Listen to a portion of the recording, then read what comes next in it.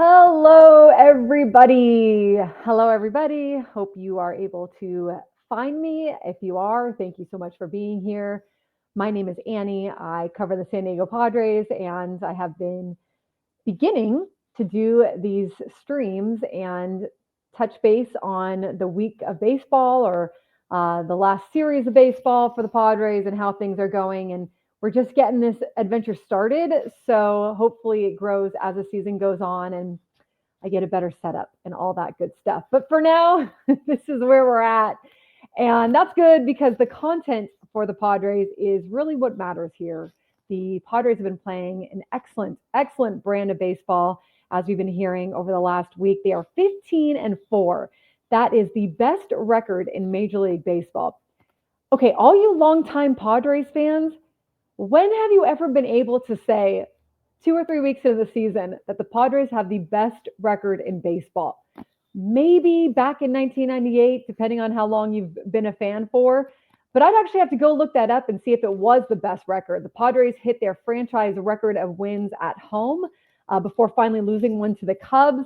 They've made a little bit of history here to start the season. But the biggest thing is that they're playing really well. And we're going to get into whether some of this is for real, whether it's a fluke, what you think in terms of how long this could be sustained, which I think that a lot of the way that they're playing can be sustained. The record is going to be the record. It's going to go up. It's going to go down most likely. But a lot of what they're doing on the baseball field is stuff that they can continue to do as the season goes on. It's not like they've just run into a ton of slug and they're hitting home runs, by the dozens, or they've suddenly had all this good luck coming their way. They have had some good luck. They've had the ball bounce their way, but they've also been creating some of that luck. And that is what good teams do. So I don't know that the Padres are just going to roll to the playoffs and roll to the World Series and win the World Series without much adversity. I also don't want to say that that's impossible. Xander Bogaerts was talking about when he won the World Series the second time and how that's kind of what they did. I mean, they really were kind of like a world beater team. And so that's why I don't like to say that things are impossible. You never know how baseball season's going to go. Maybe this Padres team is just never going to hit that much adversity and they're just going to have 120 wins and they're going to dominate in the playoffs and just win the World Series. And before you know it, you're going to be having a parade in downtown San Diego. Where will the parade be? By land and by sea, as we know. But the more likely thing is that they probably do hit some rough patches along the way. And it probably is a grind at some point during the season. But hey, who knows? I mean, that's the beauty of baseball. It's really easy to sit here and be like, well, don't expect this or don't expect that. And sure, we can go based on what the probabilities are. But at the same time, you just never know. You see new things in sports every single day. It is interesting to see that the top 3 records in baseball all belong to the National League West. That is not that shocking. The National League West is the Major League best. This division just has really, really good teams. And even if they don't all end up being that good at the end of the year, this is a division that is continuing to rise. This is a division that for the foreseeable future is going to be tough to contend in. You've got the Dodgers. You've got the Padres, who, again, are at the top of the NL West and at the top of MLB right now. You've got the Giants, who are a surprising force in baseball right now, but they're doing pretty well for themselves. You've got the Diamondbacks, who I think a lot of us expected to be right up there with the Dodgers and the Padres. They're having a little bit of a slower start to the season, but still really good. I mean, you can't count them out at all. It's still way too early to say how this is all going to end up. I know that there are conflicting feelings about this, if the Padres were just in a different division, right? If the Padres were just in a different division, maybe this would be so much better for them. They could win the division. They could make the playoffs every single year. I look at it a little differently. I look at it like iron sharpens iron. The Padres are in the best division in the league. They have to come every single night. They have to bring it every season. You're going to have the Dodgers, the Giants, the Diamondbacks, and maybe one day the Rockies. But for now, the Dodgers, the Giants, and the Diamondbacks always at your heels, or you are always going to be at their heels. So you're going to have to bring your best baseball year in and year out, at least as far as we know it, right? Until some of these divisions or teams, or until these teams in the division maybe drop off for some reason. And to me, I think that's a good thing. Yeah, it's going to make it tougher to win the division. Yes, it's going to make it tougher in terms of the playoffs. But you're going to be playing in contention all year long. You're essentially going to be playing playoff baseball all season long. You're going to learn how to beat good teams in your division. You're going to learn where your weaknesses are. And you're going to get better just by virtue of these other teams in the division being so good and you having to go against them, not as much as you have to, used to. You used to face your division opponents 19 times a season, each of them. Now you're facing them, I believe it's 13 times a season. But when you have that many good teams in the division, you're just going to get tested a lot. And it's good. I think when you have a clubhouse like the Padres have, they are ready to be tested. They want to have those challenges. They are ready for those challenges. It's going to be a grind at times. It's going to be exhausting at times. But I think ultimately it's going to make all of these teams better. Now that goes not just for the Padres, right? It probably goes for the other teams as well. But you also have to have that mentality inside the clubhouse that you're willing to take on that challenge. And that's what the Padres have built right now. At this moment in time, they are a team that is very aggressive, very opportunistic. They are very hungry. They know who they are. They're believing in who they are, and they're ready to take that next step. Will that last all year long? That's on them. We don't know, right? But in terms of just where they're at from last year to this year, they've embraced this. So that's a team that I believe when you've got adversity and you've got teams that are challenging you on the other side of the field, if the Padres can keep their focus and their mentality and their health, they're going to be ready for the challenge. They might not win every game. They might not win every series, but they are going to learn from it most likely. And then they're going to probably better themselves or see where they have to improve in order to get better in this division. I think it's a lot different than if you're like the Brewers, right? Or you're in a division where you do know that, 9 times out of 10, you're going to be number one in that division. You're going to win the division. You're going to be in the playoffs. But then what happens in the playoffs? You don't go very far a lot of times, right? So in this case for the Padres, yes, it's a division that I think brings out the best in all of these teams. And then these front offices too. If you're a front office and you're looking at it and you're going, well, I got to compete in the National League West, you have to make sure that your team is equipped with players and that you're putting money in and that you're making sure that this roster is set. So I think a lot of those things can benefit the Padres in the long run and management in the long run if everybody stays on task and on board, right? I mean, it's a big if, but so far, I think that's what you're starting to see. Even you look at the Dodgers, and I'm sure that they know coming into this season how good of a team that they are. But now you're seeing, hey, the Padres look really good. Hey, the Diamondbacks look really good. Hey, the Giants even look really good. You can't just rest on we are the Dodgers or we are the Padres or, I mean, when have we ever been able to say we are the, for a fan, when have you ever been able to say we are the Padres, right? But that's kind of the position you're in right now. And it speaks really to how this team's been playing. So let's get into the fact that from second half of last season to the first few weeks of this season, they've been playing that same identity of baseball. And a lot of it is due to Mike Shildt. And Mike Shildt really instilled this at a time when the Padres clubhouse was, in a lot of ways, in my opinion, a little lost. They had struggles with Jace Tingler in his second year of managing. They struggled with Bob Melvin in his second year of managing. They had that 2023 team that was supposed to go on and win everything and be so amazing. And it just completely, sputtered out. And they were embarrassed. And there wasn't really the clubhouse identity that being built. I think that every team is different. Like you depending on your veterans in the clubhouse or guys that you've had for a long time in there, or the fact that you just have been winning or losing, right? Like your clubhouse is built differently. And some teams might need a manager to come in and really get things on track. And other teams, not so much. Like they might need a manager more to stay out of their way because they've got a good thing going in their clubhouse. But usually if that's the case, like you're already a team that's winning. It's really hard when you're a losing team to create an identity. You might have players as veterans who have leadership capabilities. If they're struggling, as a younger player, you're still going to respect them. You're going to want to learn from them, but you're not seeing that success day in and day out on the field. When you're part of a successful clubhouse and you're in a clubhouse that's winning, it's much easier to buy in. You're seeing the results. You're starting to believe that, hey, maybe this manager's onto something. Hey, maybe this veteran player is onto something. Like, look what's happening every night. So it's just a lot easier to build success. So I don't even see it as necessarily a negative against some of those old managers or those former managers. A lot of them didn't have the roster. Like you just didn't have the roster and the buy-in, and AJ Preller wasn't at his best then. You give AJ Preller a lot of credit for what's been built here in San Diego. He deserves it. And the way that he's been able to go out and find some diamonds in the rough, especially. But he also has had some down years and times when the roster just hasn't been at its best, or the chemistry in the clubhouse has not been as cohesive as it should have been.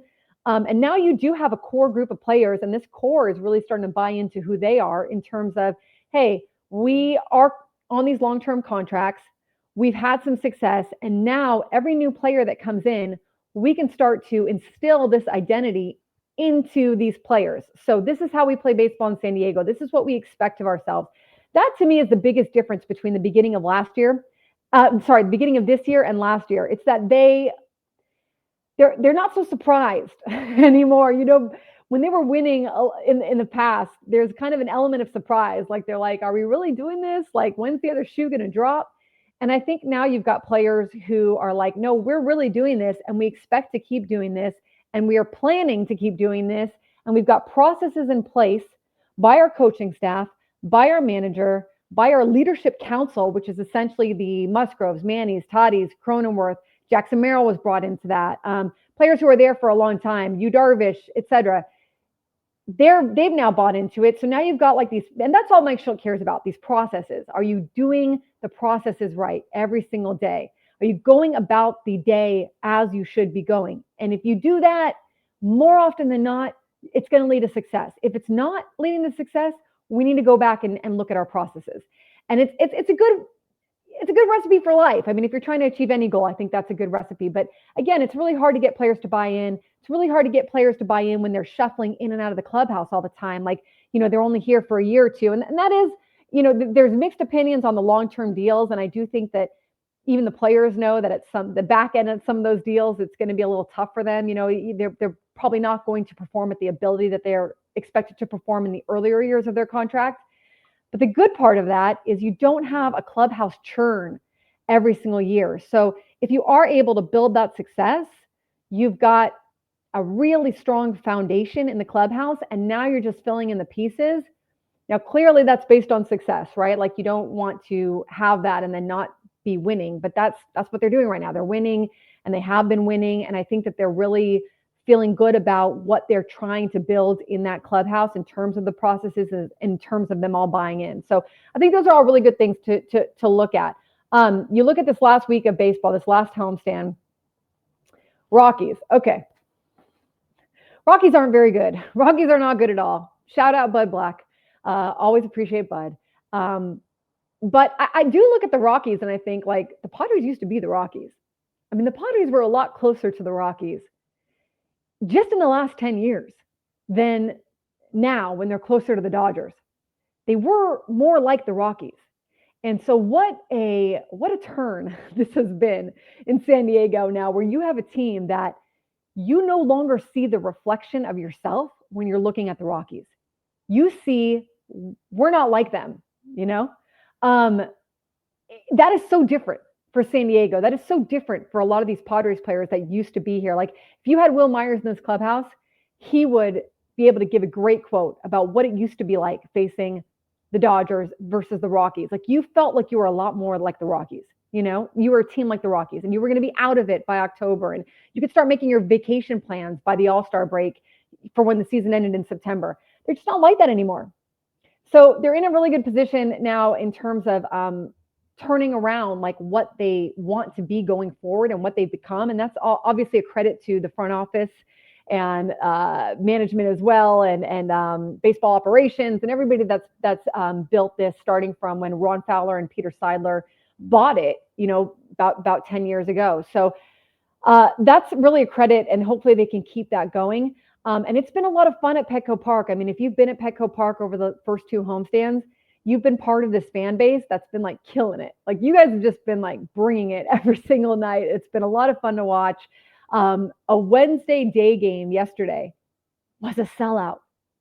A Wednesday day game was a sellout midweek, right? And school's not out yet. I mean, that speaks a lot to the ability for this town to have turned into a baseball town.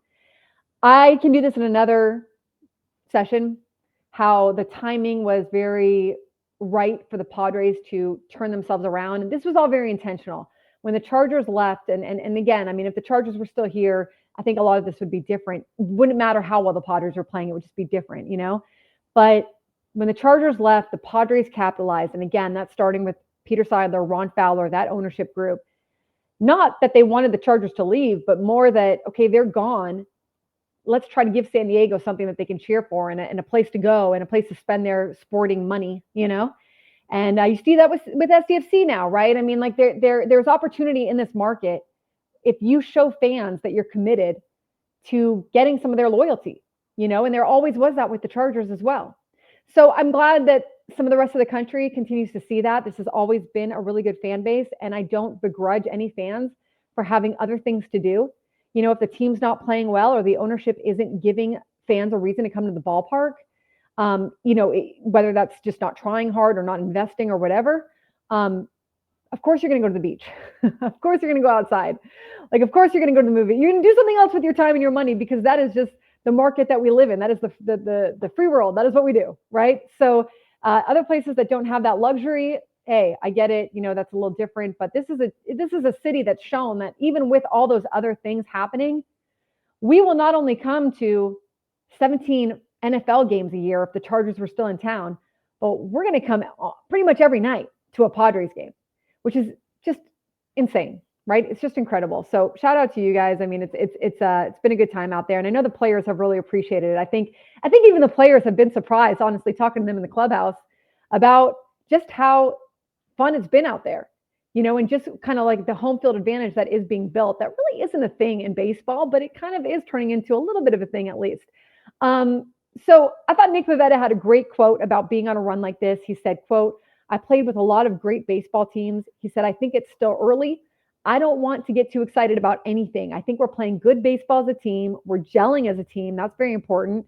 He said, "It's a long baseball season. Let's try not to get too excited, but let's continue to do what we do and win series. That's more important." He's so right. Like, that's veteran leadership right there. Hey, don't look too far ahead. He's telling that to the fan base and whatever, to the media. He's telling that to his teammates as well. Like, don't get ahead of yourself. Just go out there, win today, win tomorrow, win the series. We'll be fine. Look up at the end of it. And Xander does a really good job of this as well. And I love that. I love guys who come in from other teams. And of course, Xander and Nick Pivetta played together with the Red Sox. But coming from other teams, Jason Hayward's another one. And they're like, whoa, pump the brakes. It's a long season. Let's make sure that we're focusing on the things that we can control. You need that. You can't get too far ahead of yourself as a clubhouse. You just can't. I mean, you start to do that, that's when things are going to turn sour for you. So I thought that was a really good a sign from him. And I've heard other veterans in the clubhouse saying it as well. Manny, you know, like everybody that's been around baseball for a long time or for, you know, any sense of time knows, like, you can't look at these first 3 weeks and say, this is how it's going to be for the rest of the year. It might be, but if that happens, then you're looking back. You're not looking forward. You're looking back going, holy S, what a run we were just on. This was incredible. I can't believe it. What a special season. They're making a 30 for 30 documentary on you. Padres are second in all of Major League Baseball in batting average. They're tied for first with the St. Louis Cardinals in on-base percentage. Haven't had a ton of slug, but also, they haven't had like no slug. They've had slug when they need it, I think. I think it's a good sign that they haven't been winning all their games with a lot of slug. The slug is going to come, and especially as the season warms up and these players warm up, the slug is going to come. Don't worry about that. The fact that they're winning with sack bunts, sack flies, base running, taking advantage of errors, singles, doubles, the fact that they're able to play some small ball and some opportunistic baseball, that is something that you can continue all year long. Doesn't matter what ballpark you're in, doesn't matter who your opponent is. You're looking for those places, those margins, as Mike Schultz calls it, where you can take some advantage. And that's a really good sign for this team. I thought, indicative of that was that Manny Machado home run, that at bat that he had, where turned it into a 9-pitch at bat, but the Cubs dropped 2 catchable foul balls, 2 errors in that at bat, and then he turns it into a home run. This Cubs team did make some defensive mistakes, and the Padres took advantage. I mean, again, you got to play the hand that you're dealt. I've heard people also saying, well, this Padres team has only beat, the A's and the Braves aren't very good this year so far. And the Rockies, but they've also beat the Cubs. I mean, they split the series with the Cubs 3-3 now for the season series. Cubs are a good team. They did make some errors, had a few mistakes that the Padres capitalized on. But hey, like I said, you got to play the hand that you're dealt. And they did a good job of doing that. The Padres did. The depth, I think, still is possibly a little questionable, but so far it's been working out for them. I mean, top of the lineup's been really good. Luis Arraez, not yet, I think, where he wants to be, but this is Luis Arraez. I think he will figure it out, and he's been good. It's not like he's not been good. Xander Bogaerts, I think, getting off to a really good start to the season. Fernando Tatis Jr. is just on a different level. I mean, the guy, talking to him in the clubhouse, Fernando has always had an energy about him. And in other years, the energy has been really, a little bit chaotic, like a little bit like just really high, and that's what you love about him. Like, that's who he is. Like, he is going to go as hard as he can, as fast as he can. He's going to show you that, he's there to win, to play. He's got the athleticism, all of that. He is calm. He is confident and calm and just kind of like very sure of himself when he's talking to you or when he's at the locker.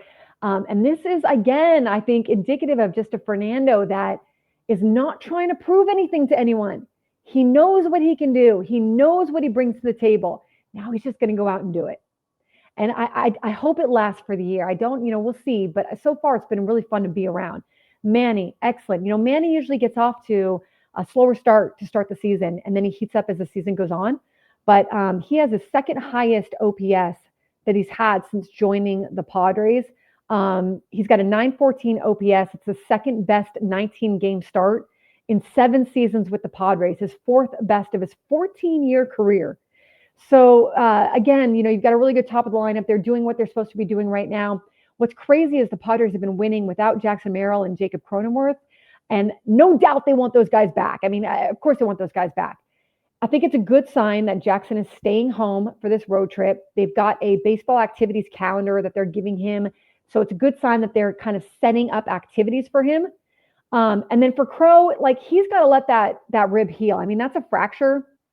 There's really nothing you can do. There's nothing you can do except let that heal, let that improve, and then go from there. And you can't rush that. Everybody heals differently. Hopefully, his time is going to be his time. But that is really painful. I mean, the fact that he hit a home run on the road, I think it was in Sacramento, right? That with that cracked rib is insane. You feel that every time you sneeze, you cough, you bend over, you roll over in bed, you feel a cracked rib, and I know he just thought that it was, just residual from being hit. But the fact that he hit a home run and he was still a gamer, I mean, what can you say about that?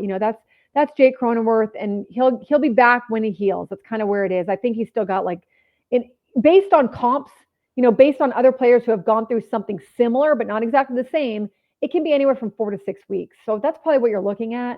If it's earlier, hey, like I said, every injury is different. We don't know. Or if it's later. So again, it's hard to nitpick the depth too much. I mean, they're 14-4. Like I talked about last week, they've got to preserve their depth. So while there are places that you can look and say, hey, look at this guy's batting average, Yuli Gurriel not performing quite the way that you would want him to, sometimes Jason Hayward or whatnot. Also, these guys aren't in the lineup every day, which makes it difficult, right? It's really hard for any player to just come off the bench or be in the lineup sporadically, okay?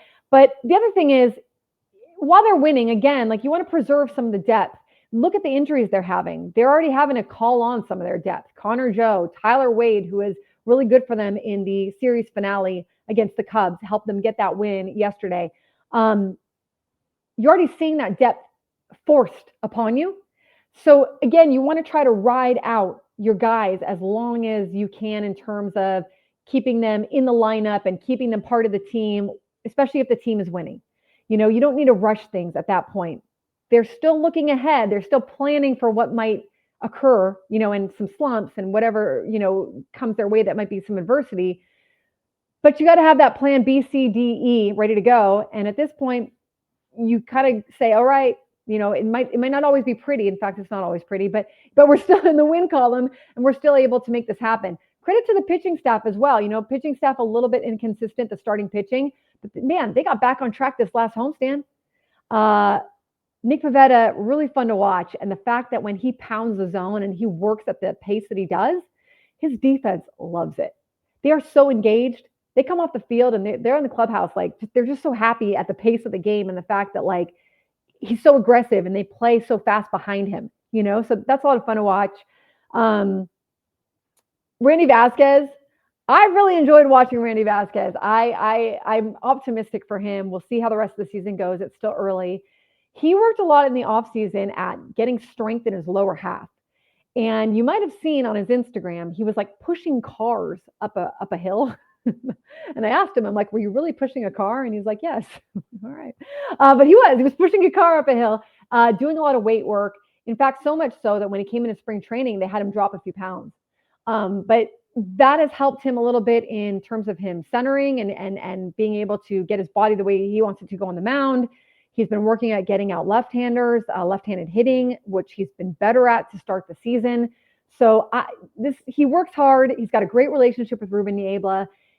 He deserves the chance to continue to grow as a pitcher. He's just in still his first full year as a full-time starter. So I'm excited to see and optimistic for where he might go. Kyle Hart, I thought this was really interesting. Kyle Hart had a better start this last time around at Petco Park, and Joe Musgrove has been working with Kyle like Joe does when he's not on the field. He's going to try to help as much as he can for his teammates and for whatever the organization needs. So he's been working with Kyle a little bit on the scouting reports.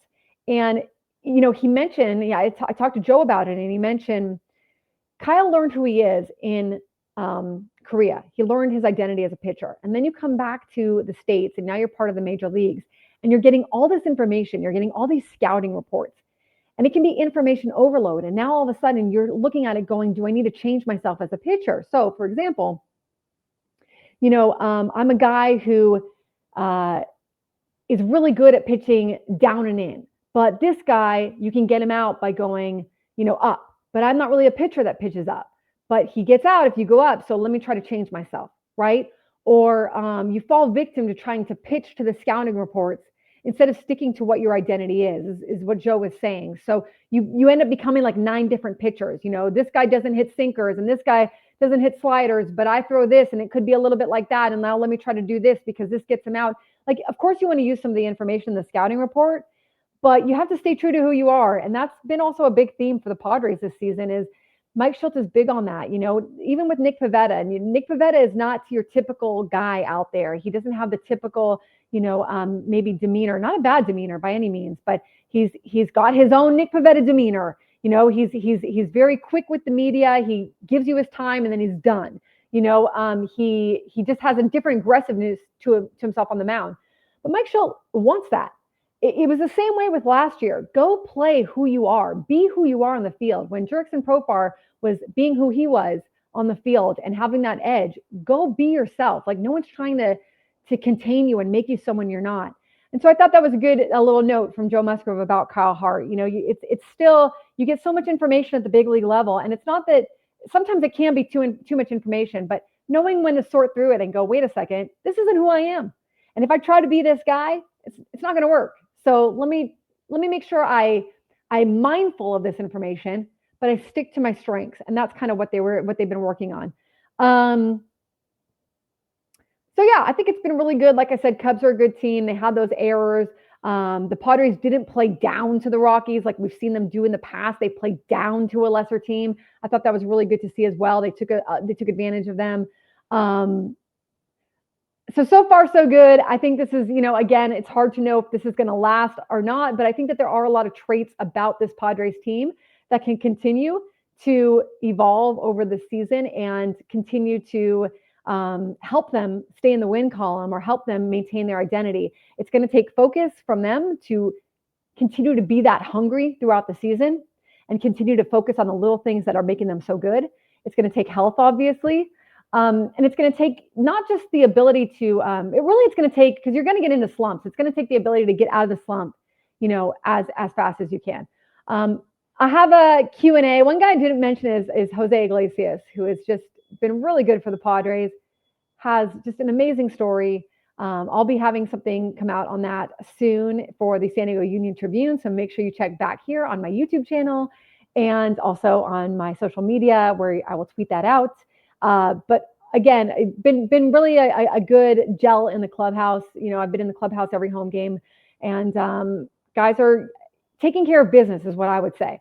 They're enjoying each other. They're doing everything. But like I said, they're not shocked at what's going on because they're putting the work in and preparing in a way that sets them up to go out there and believe that they're going to win. And then when they're winning, they're starting to think, oh, when we're behind or we fall behind in a game or we need that one big inning, well, we've done it before, we can do it again. It's just a different switch of mentality. And baseball is just like so much mental, as we know, right? And so once you are able to buy in and think that that's not a fluke, that that's really going to go the way that you think it's going to go, and it starts to do that, it's not going to happen every time, but you really start to buy in. All right. Thank you guys for listening. I will see you probably next week. And if you have any questions, comments, hit me up on the chat, things that you would like me to address, and I will look into doing that next time. Or you can always hit me up on social media as well, Twitter, Annie Heilbrunn, and on Instagram, I continue to use my birth name, Sharon_Annette. And that is where the Annie comes from. So hope to see you guys there. Thank you so much for listening and have a great week. Talk to you soon.